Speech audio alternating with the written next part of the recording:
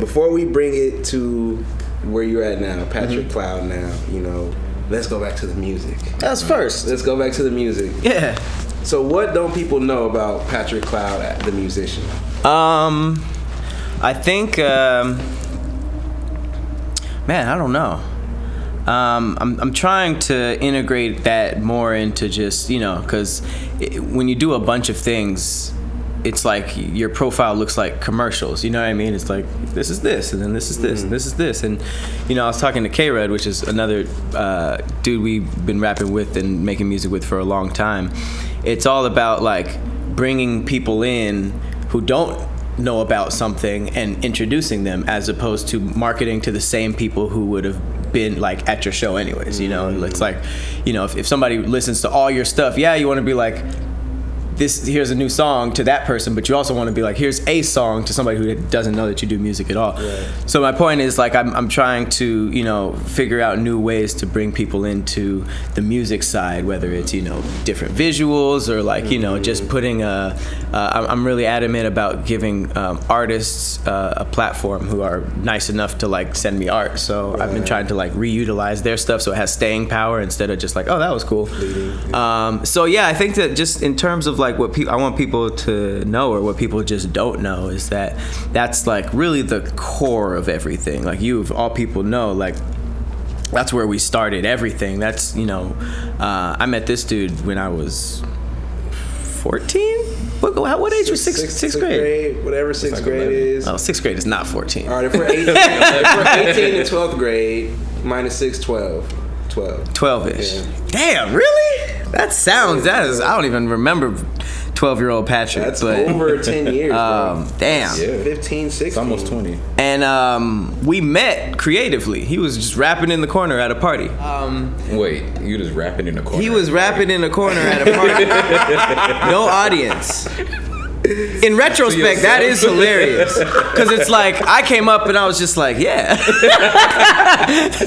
I was at the theater or something, you know, like I was just at the promenade, like. Like that. It was like for sure some like street performer type of stuff. I mean, he knew the people. He knew who invited me there, but it was like sixth grade. Like we didn't know. Yeah. Dylan Niven is the shout out Dylan Niven. I don't know if you'll ever see this, but you know. To give everybody context, we all went to Milliken Middle School. We all, meaning Scott right here behind the camera, me, Patrick, Cecil, who will eventually probably come on the podcast, and Kyle, who will eventually probably come on. And that kind of created our core friends group. And once we all migrated together to Hamilton, that's when the music became the core part of our lives, right? Yeah. Was it at Hamilton? Where did we start Adolescence? So we had this group called Adolescence, right? That was middle school. You guys were already doing music. Oh, me and Cecil had started Adolescence, right? And then I remember having the conversation like, yo, like Pat could rap, bro. Like that wasn't not yet. That was high school. Because I was 17 when that happened. Because my first rap, for some reason I said I'm 17. Do you remember the rap? No. I remember having it on a little lined piece of paper and I rapped it for you guys. I think the last line was like something dumb, like fake deep. It was like, my eyes are too blurry to fight. You remember that? You guys were like, he said his eyes are blurry. But it was like crying or something. Yeah, it was like about the rap was not about crying. No, the bar. Can you imagine? That was my pitch to you guys. All right. Knees is shaky. But yeah, I guess I like they had their own like group together. They rapped and did beats, and I kind of just they started sending me beats, so I kind of came. I think G Unit was popular at the time, and I was like, all right, this could be like a G Unit session. Like each person gets like like format wise, and like we started making music together, and that's kind of where everything started. And then Lonnie started literally a beats club at Hamilton. It was like electronic music club or something, and then everybody started making beats.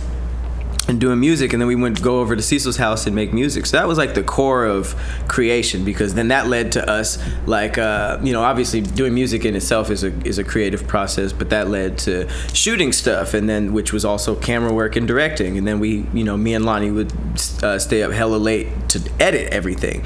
So it's like everything kind of had different purposes within that just led up to digital media, because like music is a big part of that, editing's a big part of it, shooting and directing is a big part of it, and for show doing it all bare bones is a big part of it, because we were just like in school. So yeah, that led to we went to music school, and kind of just like I feel like we knew we didn't want to do what we were going to music school for. We wanted to express that creatively somewhere else, because I was in there for like music business, and then like my minor was jazz piano, so it's like I don't want to be a pianist. Like all my friends were like playing on cruise ships after they graduated and stuff, like just living gig to gig, which was cool, but it's like I just wanted to know this knowledge and then kind of do my own thing. So yeah, that's kind of Musicians Institute as well. Yeah, I went to Musicians Institute. I took a year off from college because they let you stay enrolled being out 2 semesters. So I went to MI in Hollywood, and I didn't like anybody. I was kind of a douche there. Like I didn't mess with anybody. Like everybody was like, "Yo, you want to jam after school?" I was like, "No." Everybody jammed together, and I didn't. And I was just like, I'm gonna practice my piano and go home. And it was intense there. There was people leaving in straitjackets and stuff like that. Cause what? Are you being serious? Yeah, because like it was an international school, and if you think about it, like Asians don't play, and who for sure don't play. No, I'm serious. Transplants don't play, and of the transplants, Asians and Russians don't play, because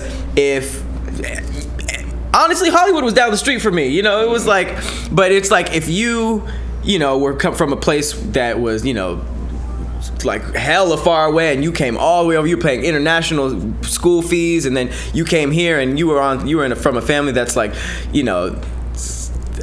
okay, how can I say this not racistly?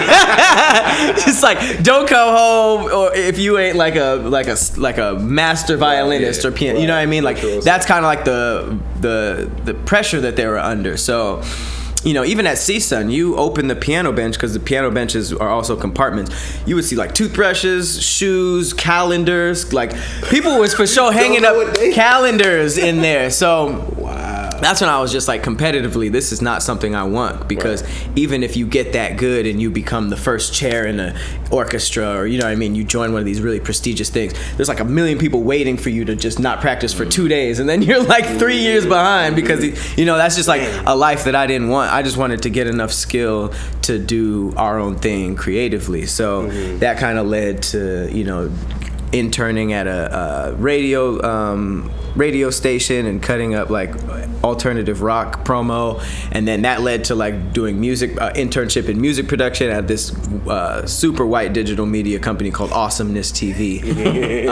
But yeah, they just had a little dark room in the back that Russell Simmons bought for a new company called All Def Digital, so I kind of just transitioned into that without even really knowing, but it all started from music. Nice.